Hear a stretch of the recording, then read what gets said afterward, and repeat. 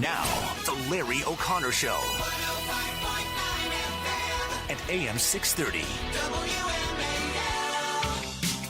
Cabot Phillips, the media director for Campus Reform, is going to join us in the 5 o'clock hour, talk about these protests and why all of this activism and agitation and advocacy seems to only be coming from the left. How concerted how pre-programmed is it, how planned is it, and why is it whenever Republicans want to organize and speak out, they're beaten down, literally. We'll speak with Cabot Phillips about that. Also, we're going to check in with Noah Pollack on some developments there in Israel.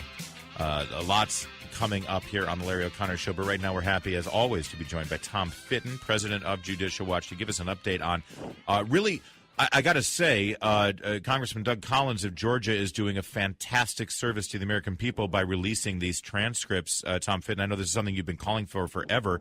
Has there been any response from DOJ? Are they saying you can't do this? There's national security problems because I don't see any state secrets hidden in these transcripts. No, they don't want to highlight their corruption in keeping these materials secret as out of deference to the Justice Department. They had sent these transcripts over to them, even though it was clear much of them had no classified information, and it's been radio silence. So that's why Congressman Collins, who's not known for being a terribly aggressive congressman, is releasing them on his own. And we've got Lisa Page's testimony a couple of days ago, and now Peter Strzok's. Let's circle back onto Lisa Page for a moment, because a whole lot has been revealed. We spoke with Chuck Ross about it yesterday, but there's even more coming out now as people really come through it. We do finally have an answer from Lisa Page on what she believed Peter Strzok meant when they talked about an insurance policy, right? She confirmed this under oath. Yeah, she confirmed it was the Russian investigation. Look, what comes out from both these testimonies is that the text messages that people have been upset about mean what they say. You don't have to kind of talk your way past it or interpret them in a light most favorable to the writers. They didn't like President Trump. They had an insurance policy in case he won, which was the Russia investigation. And they thought it was their duty to pursue this investigation, as I say, because they didn't like Trump. Now, they would tell you, well, just because they may not like the person they're investigating, it doesn't mean that they handled the investigation improperly. I don't think that would be persuasive to a jury, nor do I think it's persuasive to any other sensible person. And especially, it helps explain why, Larry, this investigation was allowed to continue and, frankly, fester, given the paucity of information that there was any collusion. How do you explain the abuse of FISA? How do you explain that they were targeting a presidential candidate and the president so casually? How do you explain it? It means it's because they hated them. They hated him, and they were just as a result breaking all the rules to target him. And by the way, we are now learning also, Tom Fitton, that when Robert Mueller found it, let's not forget Peter Strzok and Lisa Page were on his team. The special counsel's team, when he discovered, or when he learned, I should say, he didn't discover it, but when he learned of these text messages, he did dismiss them. They got reassigned back to the FBI, but he then didn't investigate this. He didn't actually, under his umbrella, investigate what was going on with this obvious operation within the FBI and the Justice Department to investigate the president and to try to stop the president. Wouldn't that be something you would think that the special counsel might want to investigate and look into?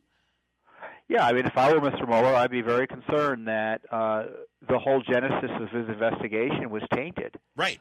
Unless Robert Mueller just believes that his whole job is to get Trump, if he can, not to actually investigate wrongdoing. And you know what? That's what he is going to believe. That's what he was hired to do, okay? This is why you need adults in the Justice Department to say, we've got these FBI agents who hated President Trump. They were behind both the Clinton investigation and the Trump investigation at the same time. We still have questions about how this Trump investigation started. We're going to freeze everything until we figure out what went on here and whether everything was done on the up and up. Yeah. But Justice Department is just like some sort of freight train, and it refuses to be derailed. Despite all this evidence of corruption. And on top of that, you had this Peyton Place type of atmosphere there with this illicit relationship adulterous relationship between Page and Strzok.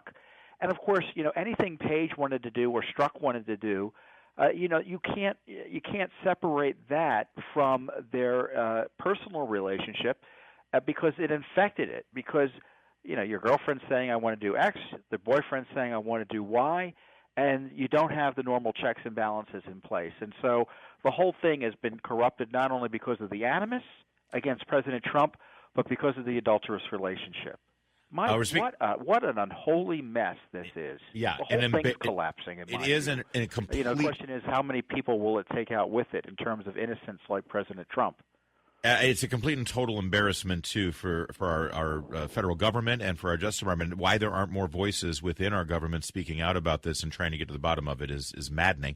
Tom Fitton is one of those people trying to get to the bottom of it on behalf of Judicial Watch, who does such great work. And I know part of the great work that you've done over the last several years is you were part of the uncovering of the Clinton email scandal, the Clinton email server scandal. So I'm sure you were interested in this little tidbit. Peter Strzok's testimony that's been released now, much of it focused on his role and his conduct in investigating whether Hillary Clinton broke the law or not. The Justice Department never got a warrant to actually take possession of this email server. They instead just negotiated to get the server, and the results of this negotiation was they weren't allowed to look at a whole trove of emails. Is that correct? Yeah, and that sounds about right, and it comports with the materials that have been publicly released as well. And compare and contrast the way that the careful kid gloves treatment that Mrs. Clinton had with the targeting of President Trump and then candidate Trump. Yeah, it demonstrates. You can't explain the disparate treatment but for political bias in politics. I mean, the idea that you walk off the State Department grounds with 60,000 emails, you destroy half of them, and no one bothers to get a warrant. Yeah, even though they know classified information was present. And then they say, we'll go ahead and let you have it, but you can't look at any of the foundation emails. But, of course, part of the problem here, part of the scandal was that she was leveraging her role as Secretary of State to aid the foundation. And the only way to know that is to look at the emails and compare what was going on this server. It's madness. Perfect sense if it's a fake investigation. Yeah. All right, they were never going to prosecute her. It's pretty clear based on Page's testimony that no one in DOJ wanted to prosecute her. So why bother with the warrants? Why bother with aggressive questioning? Why bother with prosecuting people for perjury? DOJ wasn't going to do anything, so it was a pretend investigation. So all the normal things you might have had done for a regular investigation weren't done. Yeah. Well, thank God we've got people like Tom Fitton, Judicial Watch, and some journalists and some congressmen. Well, we're questioning people in the email matter. Just today, our attorneys were questioning the person who set it up in New York. Oh, I can't wait to hear about that. So it's not over, which is...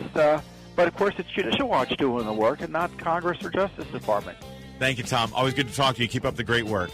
Thanks, bye-bye.